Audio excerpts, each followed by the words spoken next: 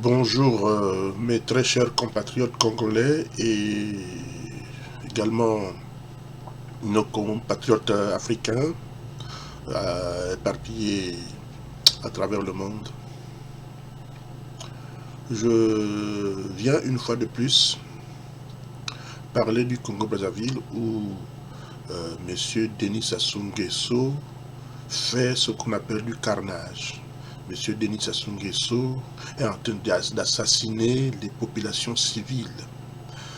Face à une telle situation, on ne peut pas rester indifférent. Tout Congolais digne de ce nom ne peut pas rester indifférent face à ce qui se passe au Congo-Brazzaville. C'est pourquoi, en vous parlant une fois de plus, je vais dire que M. Sassou Nguesso prouve aux yeux du monde que ce monsieur n'est qu'un barbare. Regardez bien le visage de M. Denis Sassou Nguesso. Scrutez bien son nez, scrutez bien ses yeux, scrutez bien sa grosse tête et ses lèvres. Vous vous rendrez bien compte que nous avons affaire à un démon. Monsieur Denis Sassou Nguesso qui coupe le pénis d'un capitaine appelé capitaine Pierre Anga avec un couteau de cuisine. Cet horrible acte ne vous dit-il rien? Nous sommes à une phase où l'on ne peut plus parler sous les aisselles. Nous sommes à une phase où l'on ne peut plus taire certaines situations qui se passent au Congo. Lorsque nous suivons ce délinquant du droit appelé Oko Ngakala, qui prend des airs d'un petit dieu du droit,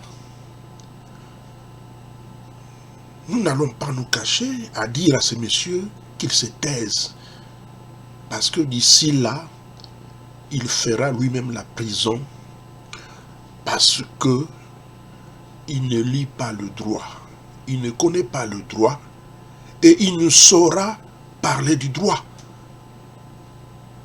Ce petit imbécile qu'on appelle Oko Ngakala veut nous faire croire que son président Sassou a raison. Je n'ai pas peur de lui dire que ce monsieur n'est qu'un délinquant. Ce monsieur n'est qu'un criminel. Parce que les Congolais n'ont plus besoin de Sassou. Et d'abord, ce monsieur, ce petit monsieur de taille, c'est pas de grenouille, doit savoir que monsieur Denis Sassou Nguesso n'est pas un type qui est venu au pouvoir par élection. S'il n'avait pas l'âge de 12 ans en 1997, que ce monsieur se taise. Pour nous, Congolais, Africains, et même ceux qui ont donné le pouvoir à Sassou en 1997, savent que Sassou Nguesso est venu au pouvoir par les armes, en faisant rentrer des armées étrangères, dont l'armée tchadienne, l'armée de Mobutu, qu'on appelait la DSP, et beaucoup de ces éléments tapent sur la poitrine en Belgique, que c'est eux qui ont aidé Sassou à prendre le pouvoir en 1997. Nous sommes à une phase où l'on ne peut plus taire, on ne peut plus se taire, on peut plus taire certains propos. Nous répétons une fois de plus que M. Sassou Nguesso n'est qu'un sauvage. Et ce monsieur doit partir par tous les moyens, même par les armes, parce qu'il est venu au pouvoir par les armes. Certains intellectuels, à la fois francs-maçons au Congo-Brazzaville, veulent nous faire croire qu'ils sont des puissants. Mais attendez un instant. Quel est ce franc-maçon qui ne mourra pas? depuis que le monde est monde, quel est le franc-maçon qui a passé 400 ans de vie? Il y a une chose qui encombre même cette place qu'a la franc-maçonnerie en Afrique.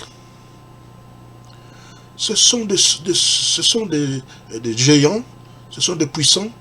Mais écoutez, en France, n'y a-t-il pas de francs-maçons? Pourquoi les lois républicaines en France sont respectées par tout le monde et par le chef d'État? Lorsqu'en France, un mandat présidentiel dure 7 ans, renouvelable qu'une seule fois, est-ce que tous ces francs-maçons qui passent au pouvoir décident d'eux-mêmes que nous voulons continuer parce que nous voulons parachever les actions qu'on a menées de construction ou de je ne sais quoi? Mais pourquoi les francs-maçons du Congo sont-ils idiots jusqu'à ce point, idiots jusqu'à dans leur anus, de broyer les lois qu'ils ont publiées eux-mêmes? Je parle bien évidemment de ce crétin de Sassou, qui a déjà passé 32 ans de règne. Les élections en sont une autre chose. J'ai déjà eu à dire à certains opposants, pseudo-opposants dans la diaspora, que les élections, c'est un pis-aller. Le gros du problème, c'est le respect des lois. M. Sassou Nguesso est venu au pouvoir pour la première fois en 77-79, après avoir tué le président Marien Ngouabi. Ce crétin a été chassé du pouvoir par les urnes en 1992, et tout le monde le sait. Qui peut l'oublier? Personne ne peut l'oublier. Lui-même le sait. Et il s'est présenté comme garant de la démocratie qui a cédé le pouvoir sans effusion de sang. Sassou est bête. Sassou est un imbécile heureux. Un couillon comme ça a dirigé le pays par coup d'État. En 1997, il est revenu de la même manière et vient d'écraser 19 ans de pouvoir. Est-ce que Okongakala peut-il dire le droit? Quelle est cette faculté qui pousse à Sassou de ne pas s'asseoir après 32 ans de règne?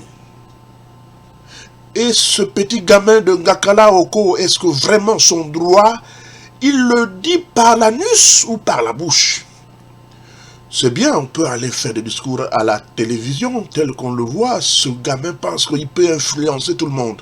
À partir du moment où Sassou a posé des actes antidémocratiques, mais pour des intellectuels qui ont étudié, c'est-à-dire qui agissent avec leur intellect, personne ne pouvait accepter. Même maintenant, après les élections qu'il a volées, personne ne peut accepter que ce monsieur puisse pisser sur les visages des intellectuels congolais. Moi, ça me fait rire. Franchement, Sassou est un sauvage. Il est en train d'assassiner les paisibles populations sous prétexte que il y a des ninjas qui ont brûlé les postes de police. Mais entre-temps, est-ce que vraiment Sassou a une tête de ferraille ou une tête où il y a un cerveau? Mais tu as 73 ans, ta vieille femme a peut-être 74 ans, et toi tu penses que le pouvoir c'est ta raison d'être. Tu as 73 ans et tu as écrasé 32 ans au pouvoir. Mais enfin, il faut en rire un peu vraiment. Eh bien, c'est un sauvage et sa voix c'est la fusillade. Il faut se donner ce genre d'attitude. Tout Congolais devait avoir une telle attitude. On n'est pas criminel, mais c'est parce que ce monsieur est un danger public. danger pour le Congo, danger pour l'Afrique centrale, et même danger pour... C'était un danger pour le monde. Les Français qui l'ont placé au pouvoir s'en foutent de la vie des Congolais. C'est dans leur culture, puisque la colonisation s'est implacablement faite sur les Noirs. Précisément, ce n'est pas fortuit. Dans l'esprit du blanc, le noir n'est rien. Ça, disons-nous des vérités. Dans l'esprit d'un blanc, le noir, c'est un cafard. Le noir, c'est carrément un animal à abattre à tout moment. Et lorsque un noir prend le pouvoir et veut s'éterniser pendant 32 ans, parce que le blanc lui a donné de l'argent, lui a donné des armes pour tuer d'autres noirs. Mais ce noir-là, quel est-il? Qui est-il, je veux dire? Qui est-il ce noir? Mais c'est un barbare, un sauvage. Et Sassou n'est qu'un sauvage. C'est-à-dire Sassou a un retard de 4 siècles d'éducation, de bonne mentalité humaine. Donc c'est un animal. Tous ces conseillers militaires, les conseillers économiques, conseillers politiques, conseillers, c'est pas à l'éducation, l'information, devraient démissionner parce que ils sont au service d'un animal. Sassou est un pur animal. Quand un humain a des instincts d'un animal, mais c'est un danger pour les générations futures. C'est ici l'occasion de parler à nos frères du Nord, qui sont aussi bizarres et curieusement un peu instruits, quand je vois certains qui parlent du français, normalement, en parlant du bon français. Ils devraient réfléchir que l'homme qu'ils adoubent, l'homme qu'ils prennent pour un petit dieu, n'est qu'un animal. Sassou, c'est un animal. Ce n'est pas un animal politique, comme nous avions souvent l'intention de le dire, mais c'est un animal sauvage qui n'a aucune réflexion sur ce qu'il fait, sur ce qu'il dit, sur ce qu'il peut prouver. Il ne prouve rien. Je reprends. Il est puissant, franc-maçon, maître franc-maçon. Mais moi, je lui pose une question. Est-ce que les francs-maçons qui sont en France, au pouvoir, ont-ils un jour essayé de dire à leur peuple que nous allons continuer le pouvoir après 10 ans, 15 ans, parce que nous voulons parachever les actions économiques que nous avons entreprises? Mais cette réflexion est une réflexion animalesque. Une réflexion des animaux. Sassou a tué, a volé de l'argent. Sassou pratique de la division entre nord et sud. Sassou a une armée tribale. Et vous voulez écouter cet animal qui vous parle de la paix dans un pays où il tue gratuitement des originaires du sud du Congo. Alors, qu'est-ce que l'on peut dire? Moi, ça me fait rire. Excusez-moi, j'ai de la colère, mais ça me fait rire. Qu'est-ce qu'on peut dire d'un tel monsieur? Vous-même, vous voyez comment vous n'entendez pas comment je parle? Sassou a pris le couteau et a coupé le pénis du capitaine Pierre Anga, déjà mort. Est-ce que cet esprit, c'est un esprit d'un président qui peut vous parler de la paix au Congo? Alors, si Sassou ne reçoit pas une balle dans la tête, tirée par Ngakala, tirée par Mongo, tirée par Okoy, alors, tous ces Mboshi qui sont généraux, Ndenge ou Dominique Okemba, sont des sauvages. Tous sont des sauvages. Le mot est celui-là, c'est des sauvages qui sont là. Ils ont écrasé des milliards. Ils ont écrasé des milliards d'argent du peuple. Sa femme est zaïroise. Cette femme-là, nous avons les échos qu'elle a construit chez elle. La femme de ce type que vous appelez général. Elle a construit Ozaïr chez elle, avec l'argent du Congo, l'argent du peuple congolais. Est-ce que Dominique Okemba, à quel niveau? Dominique Okemba, à quel niveau? Franc-maçon, maître? Oui, oui, on sait tout ça. C'est normal, c'est sa vie privée. Mais, quand on tue le peuple, quand on a des projets pour tuer le peuple, ce Dominique Okemba n'est qu'un barbare. Okoye n'est qu'un barbare. Nyanga Mbouale ou Mbouala ou qui que ce soit, c'est un barbare. Et tous les Mboshi qui sont généraux sont des barbares parce qu'ils ne comprennent pas que le pouvoir, au moment où l'on parle de la démocratie, il faut le quitter. Et tout ce monde-là, ça c'est, tout ce monde, ont collé leur cul au pouvoir, pas pour construire le Congo, mais pour le détruire, parce que les jeunes qui vont naître, les enfants qui vont naître, les nouvelles générations n'auront plus rien. Ils trouveront un Congo délabré, un Congo où il y a une division de nord-sud. Mais croyez-vous que le professeur Bouao est un imbécile quand il quitte Sassou? Mais c'est quand même quelqu'un qui a étudié. Vous croyez que dans des pays qui se respectent, le professeur Zakari Bouao, Charles Zakari Bouao, serait une personne à respecter? Mais je plains Théophile Obenga, un faux professeur, je le dis. Il s'appelle égyptologue, il se donne du temps, il se donne du pouvoir qu'il ne mérite pas. Conseiller spécial d'un barbare président, parce qu'ils sont tous des mochis. Est-ce que dans quel monde on peut donner du respect à un tel professeur? Les vrais professeurs, c'est le professeur Zakari Bouao. Voilà. Un autre imbécile qu'on appelle Tchatima Biala, qui va admettre que on prenait acte et on va suivre les élections législatives désormais. Mais ce garçon est malade. Les Bakouni, vraiment, si tous les Bakouni avaient de tels raisonnements, franchement, d'abord, Tchatima Biala, une parenthèse, Tchatima Biala doit être déclaré persona non grata en Occident.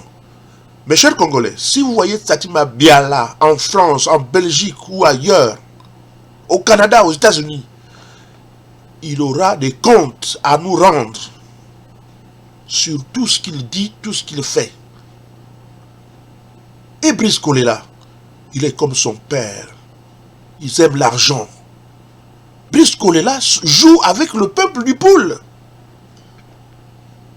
Même si vous donnez de tort au pasteur Toumi, mais le pasteur Toumi n'est pas venu fortuitement dans le monde politique congolais. Nous savons tous ce qui s'est passé. Et que les gens du Poul aient un peu de respect sur ce jeune-là. Moi, je l'ai critiqué, mais j'ai vite compris que Toumi n'est pas si mauvais. On lui a imposé la guerre. Donc, mes chers compatriotes, Sassou est un bon sauvage. Tous ceux qui suivent Sassou sont des sauvages. Qu'ils soient du nord ou du sud, voilà une bande de sauvages qui ne comprennent pas que les lois sont les lois, on doit respecter les lois. Si quelqu'un a passé 10 ans au pouvoir, si sa constitution lui dit de partir tranquillement, mais il part tranquillement. Mais ce n'est pas ce à quoi on assiste. Bien au contraire, les gens se prennent pour les seigneurs. Quand j'entends les drogués comme les Ibombo, les Arlette Soudan Nono, et puis un autre cancre qui est pourtant député à l'Assemblée, il est vers Aimé Mouani. Voilà un délinquant, un tueur qui se balade avec des armes de guerre dans les rues de Brazzaville. Et voilà ce cancre qui distribue des armes.